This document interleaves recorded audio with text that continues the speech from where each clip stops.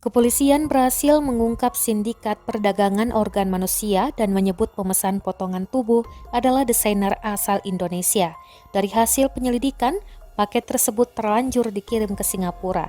Sementara itu, nama desainer Indonesia Arnold Putra sudah ramai dibicarakan warganet sebagai sosok desainer yang dimaksud.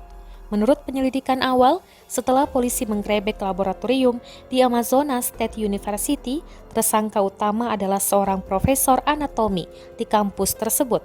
Organ-organ manusia diawetkan dengan metode plastinasi, yang mana bahan-bahan seperti silikon dan epoksi digunakan sebagai pengganti cairan dan lemak tubuh agar organ tetap awet. Dalam sebuah pernyataan, pihak kepolisian berhasil mengungkap ada indikasi paket berisi tangan dan 3 plasenta manusia dikirim dari Manaus, Brasil ke Singapura. Sementara itu, profesor laboratorium yang terkait kasus ini masih menjalani penyelidikan lanjutan oleh pihak berwenang.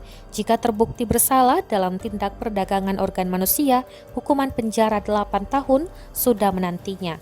Umumnya, negara manapun di dunia melarang perdagangan organ manusia. Di Brasil, pembelian dan penjualan organ tubuh manusia juga merupakan tindak kriminal.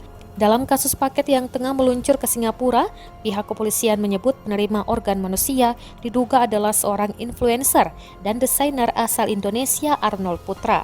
Sebelumnya nama Arnold sempat menghebohkan industri fashion di tahun 2020 dengan rancangan tas yang terbuat dari tulang belakang anak osteoporosis.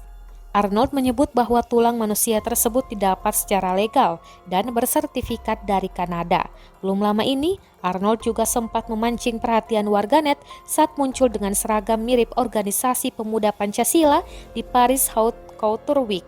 Vice World News juga sempat mengonfirmasi kantor imigrasi Singapura atas dugaan perdagangan organ ini dan dikabarkan sedang menyelidiki tujuan kedatangan Arnold Putra ke Singapura. Pihak imigrasi hanya menyebut Arnold datang ke Singapura pada bulan Februari untuk perayaan Tahun Baru Imlek.